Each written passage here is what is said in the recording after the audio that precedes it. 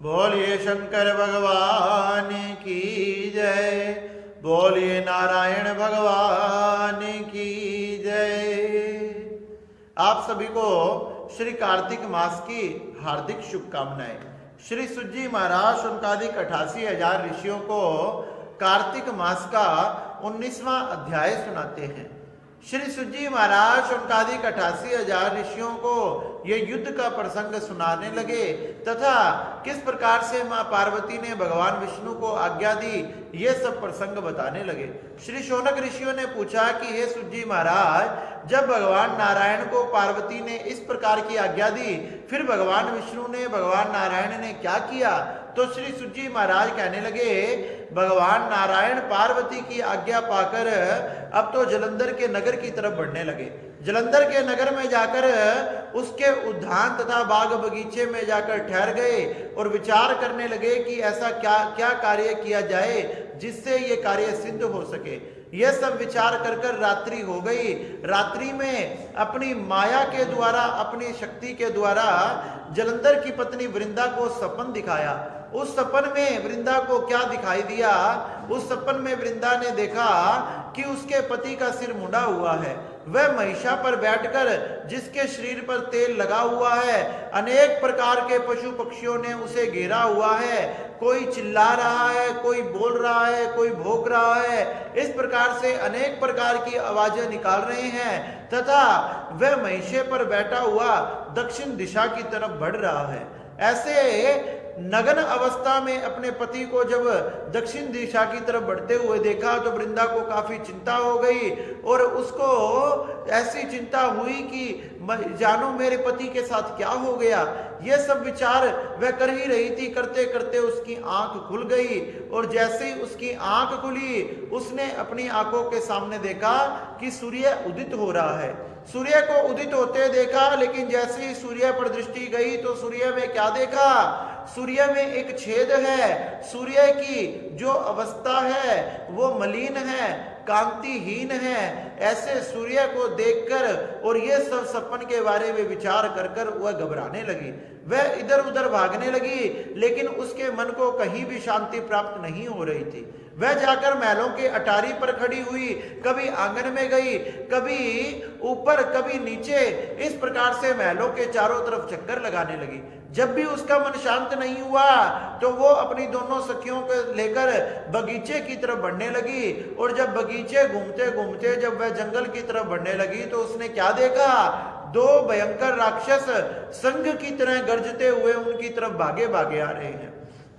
जब दो भयंकर राक्षस सिंह की तरह गरजते गरजते उनके समीप में आने लगे, उनको खाने के लिए दौड़ने लगे, तो उसी समय एक तेजस तपस्वी वहां प्रकट हो गया। जब ऐसे तपस्वी को उस सुनसान जंगल में वृंदा ने देखा तो उनके चरणों में जाकर प्रणाम किया तथा उस सन्यासी ने, उस तपस्वी ने अपनी हुंकार मात्र से उन दोनों राक्षसों को नष्ट कर दिया। जब वृंदा के मन में विचार आया कि ये तपस्वी तो बड़े शक्तिशाली हैं, ये बड़े धर्मात्मा लगते हैं, उन्होंने उनके चरणों में प्रार्थना करने लगी कि हे मुनीश्वर, हे तपस्वी, हे सन्यासी, आप कृपया करके मुझे बताएं, जो मेरे पति युद्ध में गए हुए हैं वह ठीक तो हैं? अपने पति की कुशल क्षेम पूछने लगी। उसी समय उस तपस्वी ने इशारा किया, वहां दो वानर प्रकट हो गए और दोनों वानर इशारा पाते ही आकाश में उड़कर गए और आकाश में से उड़ के आकर उसके पति का सिर तथा धड़ ले आए। सिर तथा धड़ लाकर पृथ्वी पर पटक दिया तथा वृंदा ये देखकर हैरान रह गई। वृंदा के तो मानो हृदय टूट गया हो, रोंगटे खड़े हो गए, पसीने छूट गए, करुण विलाप करने लगी कि ये क्या हो गया। तपस्वी कहने लगा कि हे पुत्री, तेरा पति भगवान शंकर के साथ युद्ध में मारा गया। करुण विलाप करने लगी। भगवान शंकर, भगवान नारायण की ये सब माया थी तथा करुण विलाप करती हुई वह पुत्री साधु से प्रार्थना करने लगी कि हे साधु, हमारी रक्षा करो, हमारे पति को जीवित करो। साधु सन्यासी में तो इतनी सामर्थ्य होती है, वह कोई भी कार्य कर सकते हैं। जब भगवान विष्णु जो सन्यासी के रूप में थे कहने लगे शरण में आए की रक्षा तो करनी चाहिए, ये भगवान शंकर के द्वारा मारा गया है, इसे कौन जीवित कर सकता है, लेकिन फिर भी तुम मेरी शरण में आई हो तो शरणागत की रक्षा करना भक्तों का, सन्यासियों का, साधु संतों का कार्य है। यह सब कहकर भगवान विष्णु ने उसके सिर को धड़ से जोड़ा तथा देखते ही देखते उसका पति जीवित हो गया। उसका पति जीवित हो गया, वह बड़ी प्रसन्न हुई तथा वो तपस्वी जो भगवान विष्णु थे वहां से अंतर ध्यान हो गए। भगवान विष्णु ही जलंधर के रूप में वृंदा के साथ उसकी महलों की तरफ बढ़ने लगे। वृंदा अपने पति जलंधर को पाकर बड़ी प्रसन्न हुई और उसे लेकर अपने महलों में गई। व्यतीत हो गया, लेकिन वृंदा अपने पति जलंधर को तथा भगवान नारायण को पहचान नहीं पाई।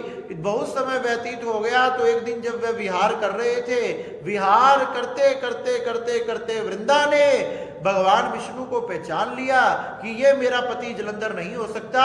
हे छलिया, हे विष्णु भगवान, ये आप ही हो, क्योंकि आप ही छल करना जानते हो। आपने मेरे साथ बहुत बड़ा छल किया है, आपने ही मेरे मन को बेचैन किया, मुझे ऐसा सपन दिखाया तथा जंगल में ऐसे दो भयंकर राक्षसों को प्रकट कर दिया, दो भयंकर राक्षसों को प्रकट कर दिया।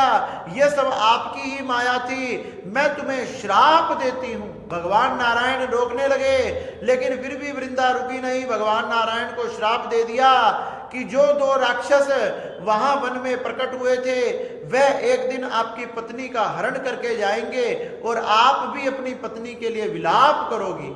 जो दो वानर मेरे पति का सिर तथा धड़ लेकर आए थे, उन्हीं वानरों की सहायता से आपका कार्य बनेगा तथा जो आपका शिष्य था, जो आपके साथ था, उस समय भी वो आपका साथी बनेगा। इस प्रकार भगवान नारायण को श्राप देती हुई वह वृंदा सबके देखते ही देखते सभी देवी देवता प्रकट हो गए, आकाश से देखने लगे और आकाश से देखते देखते सभी देवी देवताओं के वह वृंदा अपनी योग माया से अपने पतिव्रत धर्म से अग्नि को प्रकट किया और अग्नि को प्रकट कर कर उस पतिव्रता नारी ने, वृंदा ने हाथ जोड़कर उस योग अग्नि में प्रवेश कर लिया। योग अग्नि में प्रवेश कर कर अपने आप को भस्म कर दिया। इस प्रकार से श्री सुत जी महाराज कहने लगे, हे शौनक ऋषियों, भगवान नारायण ने पार्वती जी की आज्ञा से उसके पतिव्रत धर्म को नष्ट किया तथा वृंदा ने श्राप देकर अग्नि में प्रवेश किया। बोलिए शंकर भगवान की, बोलिए नारायण भगवान की।